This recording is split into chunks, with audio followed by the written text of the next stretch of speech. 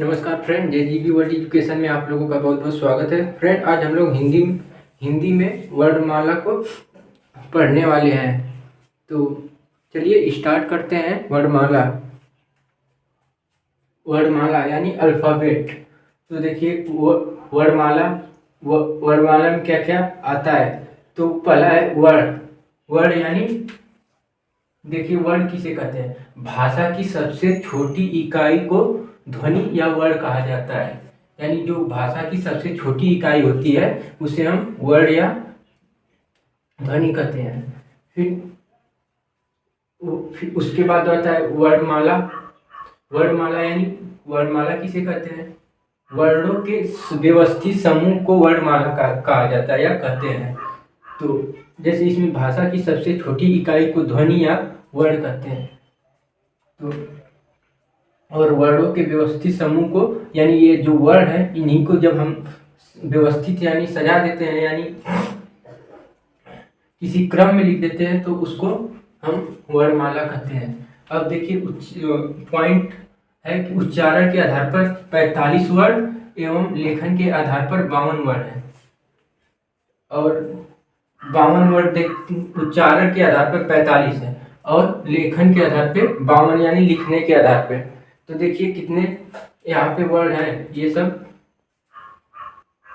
तो इसमें वर्णों में एक स्वर होता है, एक व्यंजन होता है और एक संयुक्त स्वर होता है। देखिए स्वर अ, आ, ई, बड़ी ई, ऊ, छोटा बड़ा ऊ, री, ए, ओ, औ, अ। ये हम लेखन के आधार पर बता रहे हैं। तो ये सब 13 है। और व्यंजन देखिए, व्यंजन में क्या कितना है? और व्यंजन में जैसे क वर्ग होता है, च वर्ग, ट वर्ग, त वर्ग, प वर्ग, 1 2 3 4 5। तो क वर्ग में क्या आता है? क ख ग घ ङ। फिर च में आता है च छ ज झ ञ।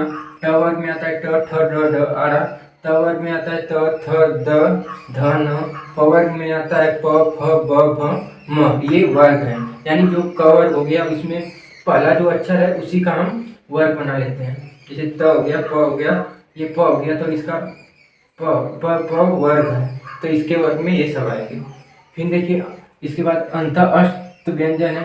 तो इसमें य र ल व जो होता है ये अंत अस्त व्यंजन होता है। फिर उष्म व्यंजन होता है, इसमें स ख स ह आता है। और संयुक्त व्यंजन में देखिए छ छ त्र और ज्ञ और स्र, 4 जो है जो संयुक्त व्यंजन है। इसमें क धन स को जोड़, जब हम इनको जोड़ेंगे तो स्र हो जाएगा। त्र को जब इसका त्र को हम त आधा त धन र लिखते हैं। ज्ञ को आधा ज धन ञ, तो ज्ञ हो जाता है। स्र का होता है आधा स संजम वाला स प्लस र, तो हम इसको स्र कहते हैं। और कुल मिला के लेखन के आधार पे कितना है? 52 है। तो देखिए ये 13 हो गया और ये कितना हो गया? ये 35 हो गया। सब मिला के इसको और ये मिला के ह तक, और ये 4 संयुक्त व्यंजन जो ये है ये 4। तो 13 35 और 4 सब मिला के कितना हो गया? 52। ये है वर्ड है जो लेखन के आधार पे है। अगला देखिए स्वर। स्वर किसे कहते हैं? स्वतंत्र रूप से बोले जाने वाले वर्ड स्वर कहलाते हैं। यानी जिसको हम स्वतंत्र रूप से बोलते हैं, उसमें कोई रुकावट नहीं आती है, उसे स्वर कहा जाता है। अ आ ई बड़ी ई, ऊ बड़ा ऊ, ए बड़े ए ओ औ, ये क्या हो गया? स्वर हो गया। फिर उच्चारण के आधार पर देखिए 3 जो स्वर होते हैं वह 3 प्रकार के होते हैं। जैसे हरस स्वर, इसमें क्या होता है? जिनके उच्चारण में कम समय लगता है उसे हरस्व स्वर कहते हैं। तो जैसे अ ई और उ, इसमें कम समय लगा और इसको हम हरस्व स्वर कहेंगे। दीर्घ स्वर मतलब जिनके उच्चारण में हरस्व स्वर से दुगना जो समय लगता है उसे दीर्घ स्वर कहते हैं। जैसे आ ई बड़ा ऊ, ए ओ औ आ।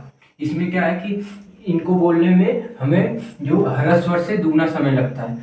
तीसरा देखिए प्लूत, यानी जिनके उच्चारण में दीर्घ से भी दुगना समय लगता है उसे हम प्लूत स्वर कहते हैं। जैसे राम, ओम, ओम राम, निरुनासिक स्वर।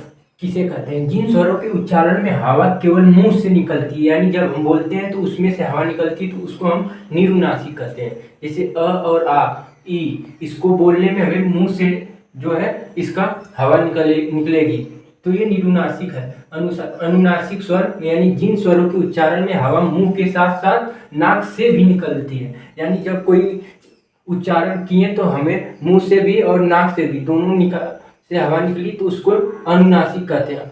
और इसमें जैसे अ, आ, ई, इसमें क्या हो गया कि जो हम बोलेंगे तो उसमें नाक और हवा दोनों इसमें आता है, आएगा, तो ये अनुनासिक हो गया। और घोष क्या होता है?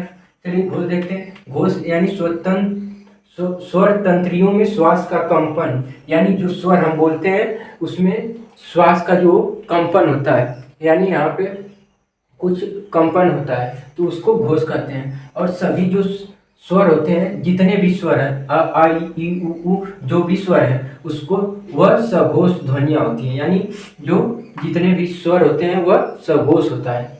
और दूसरा ये है प्राणत्व, यानी प्राण का मतलब है हवा, यानी सभी स्वर अल्प प्राण होते हैं, यानी मुख सभी जो स्वर होते हैं आ ई उ, ये सब अल्प प्राण होते हैं। और मुख से कम हवा निकलती है, यानी इसमें क्या होता है प्राण में कि मुख से जो है हवा कम निकलती है, तो वह प्राण स्वर होता है। और इसमें सभी जो स्वर होते हैं वह अल्प प्राण होते हैं, मतलब बहुत कम हवा निकलेगी मुख से, तो ये हो गया स्वर।